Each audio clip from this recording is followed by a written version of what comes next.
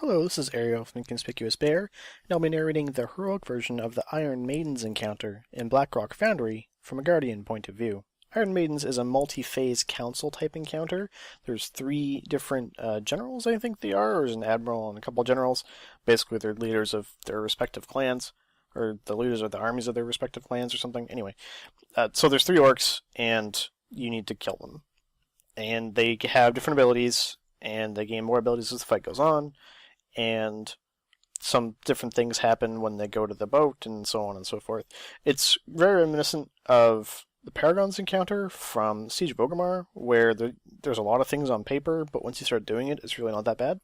So I'm only going to cover the things that can actually affect you, even like moderately as a tank. So I'm going to completely ignore a bunch of stuff that doesn't affect you at all.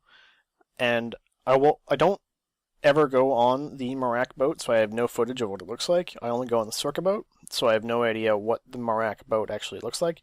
All I know is you kite around in a corner. But anyway, we'll get to that in a little bit. And yeah, let's start talking about what you need to pay attention to. The major tank mechanic that you need to be aware of if you are the person tanking Marak is something called crystallized blood. So every so often, she'll target someone in the raid, and there's a little frontal cone, or like a cone attack will be directed at them, which does a bunch of shadow damage. And on top of that, there's this thing that gets shot at said person that does a bunch of physical damage. It's called the crystallized blood. The tank needs to intercept and absorb that, much like the corrupted earth thing from Tectis. So make sure that if you are the Marak tank, that you're the person actually intercepting that. Otherwise, people die. It's very possible that melee will, or we've had it, that melee will get in the wrong place and then get themselves killed. And so we find it useful to give a set location where people need to go in order to make sure that the absorption happens correctly. It does a pretty decent amount of physical damage, but just make sure you have a heal ready to go right afterwards so you don't take too much, but it's not really that big of a deal on Heroic. The next thing you need to worry about isn't necessarily a tank mechanic at all. It's actually something that primarily the DPS and the healers have to worry about. It's called rapid fire. Basically, Garan will target someone and then start shooting area effect projectiles at them at a regular interval. Now, the reason you care about this is because she can target someone in melee. So if you target someone in melee, it's very possible that you are standing within the area of effect when she shoots the first projectile. So pay attention, and if you see the rapid fire near you or right beside you, make sure you're just out of it so you don't take any extra damage. It's not going to kill you or anything, but it's extra damage that you can avoid, so why bother taking it? Now, it's worth noting that Sorka does not actually have any tank-specific mechanics. She just melees you the entire fight, except when it's her turn to go on the boat. Now, a quick recap on the boat mechanics. At predetermined timed intervals, whoever is the lowest percentage boss who has not actually gone on the boat yet because they don't share HP will be the person that goes to the boat.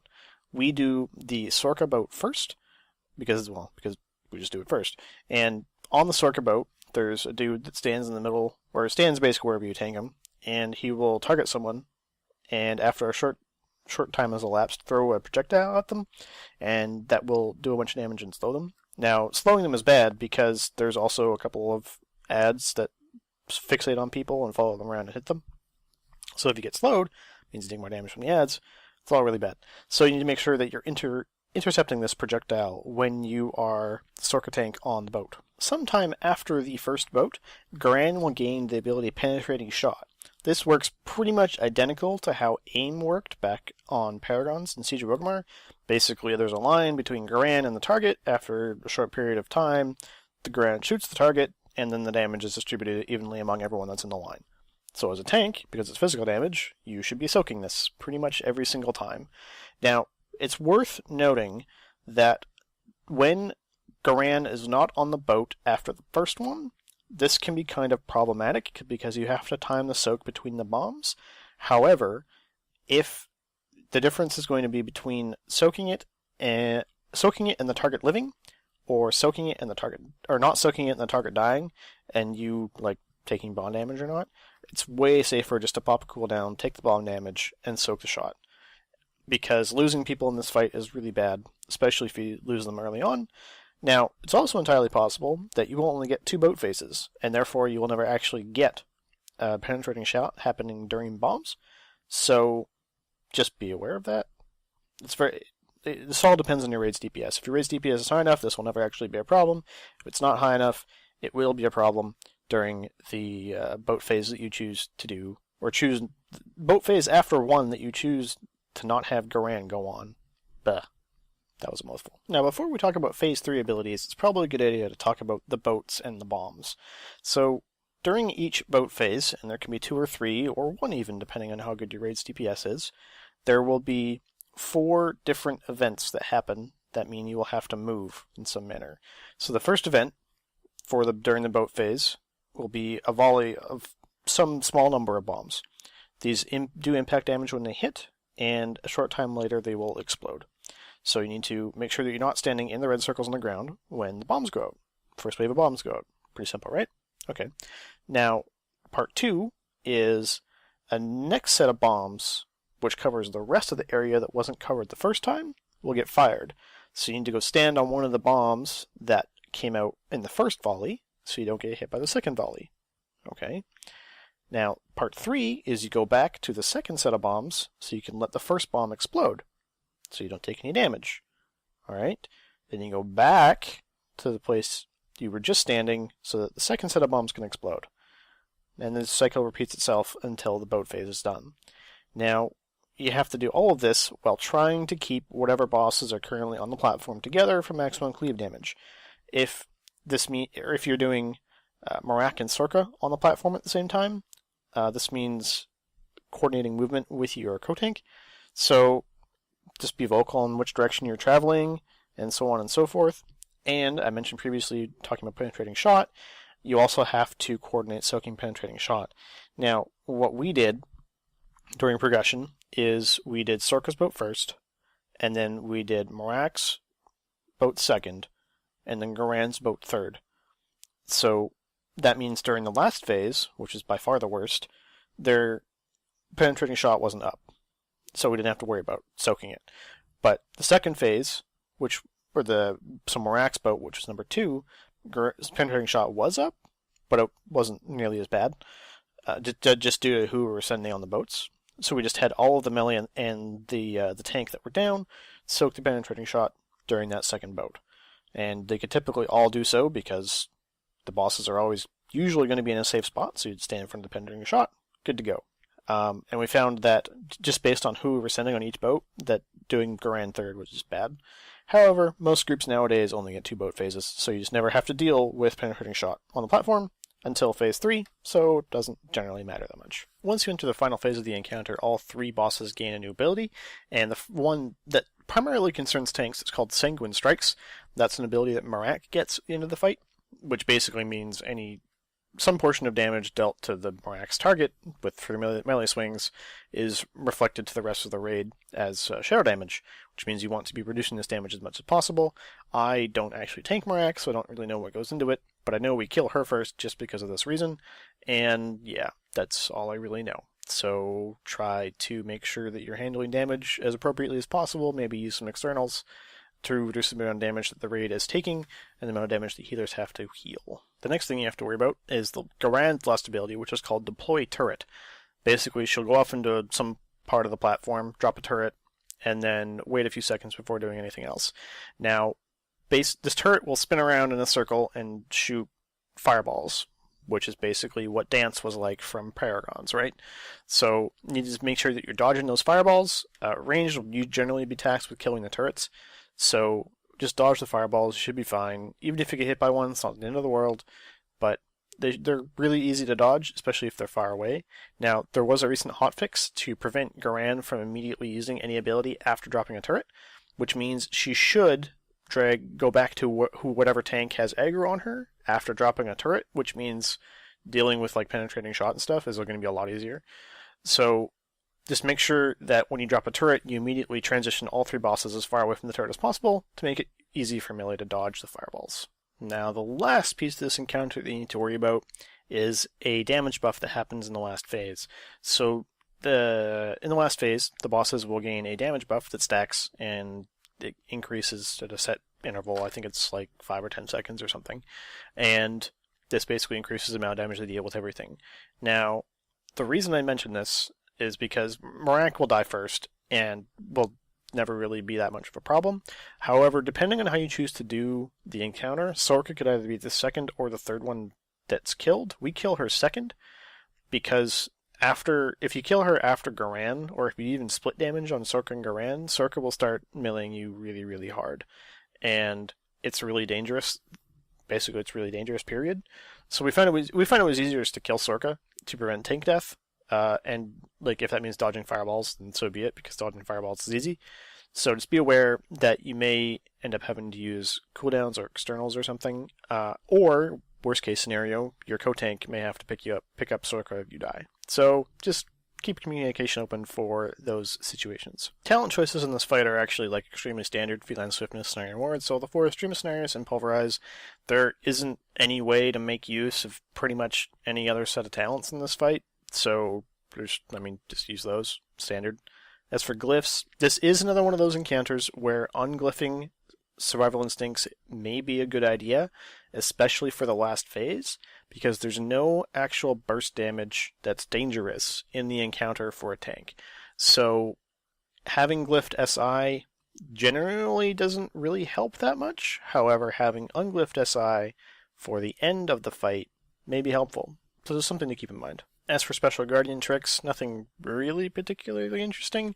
We do Sorka's boat first, which means I hold Berserk until the boat is active, because on the boat it's really easy to chain Zerk on from the main dude to the 2 adds, which automatically snares them, and free damage, so why not do it?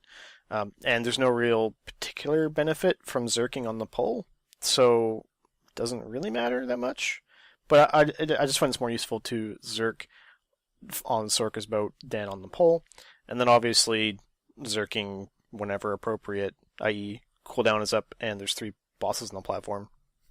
That's really the only timing requirements for Zerk. And there isn't really anything else to be worried about other than, okay, so boss movement on this encounter is like a huge pain, because these bosses have really tiny hitboxes and are extremely twitchy. So don't be surprised if they overcompensate a lot, especially during the bomb phase. So it's going to be really annoying. You're going to have to live with it. Just watch out for it. Thanks for watching this video, and good luck in Blackrock Foundry.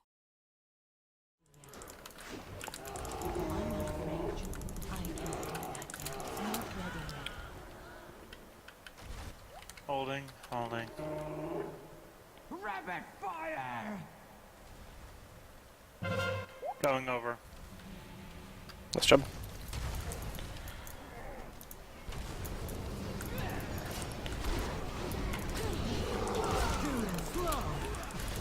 Sorka's going to need a little bit to catch up. Rapid fire!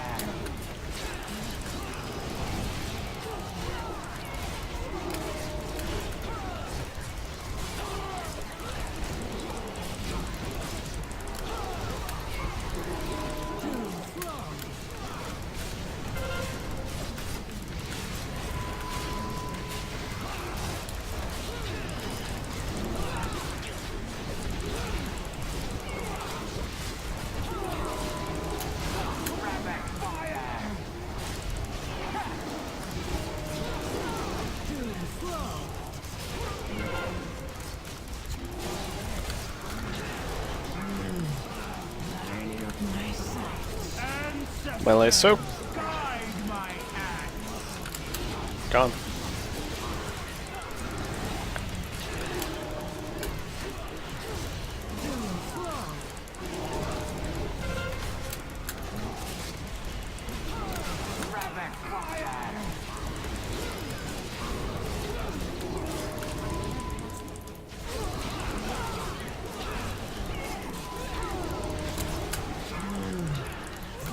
Melee soak. Stop moving.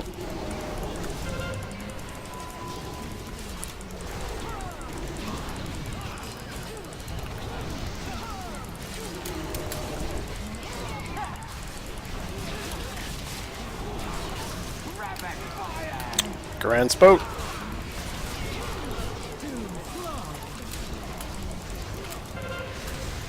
my god. I'm going to the right.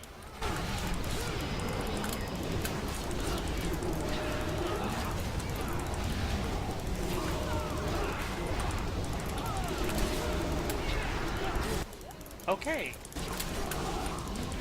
What? Someone went over when they weren't supposed to. That's fine. We'll handle it. Zerno, get the, thing. The boat. Timing. Whatever you call it. Get it, boss. Beware.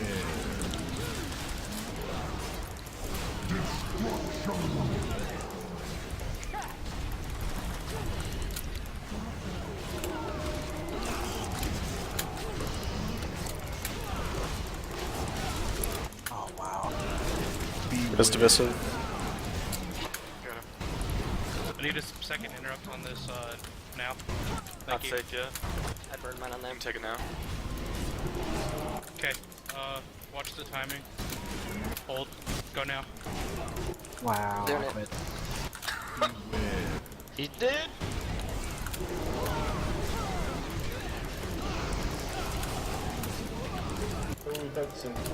Okay, Garan needs to come down.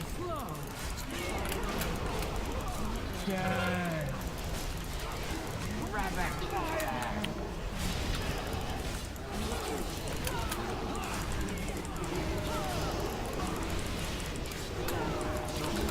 Yeah, Garan, focus Garan. It's fine. Don't. I got it.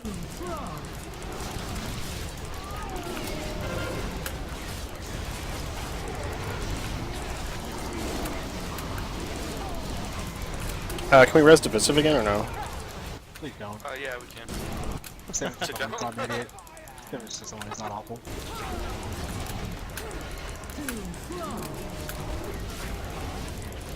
Switch to Marak.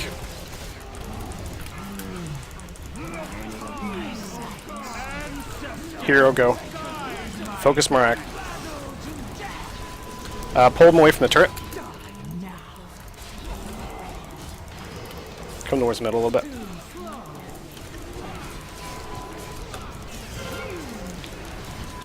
Can I get plus again, please? Going left.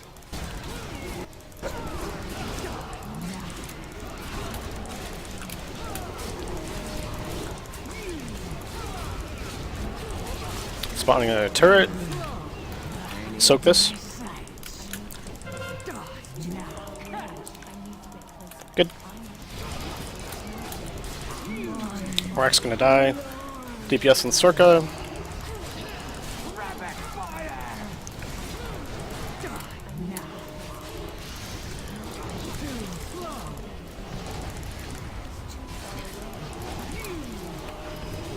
Dropping another turret. Melee can soak this easy.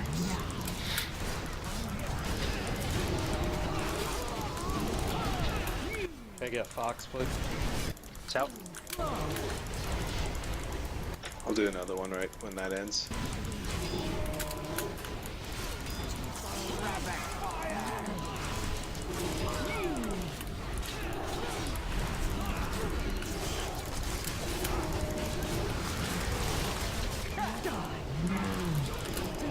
Melee soak this. Oh, it's gone, never mind. Okay, kill run. Make sure you're dodging turrets.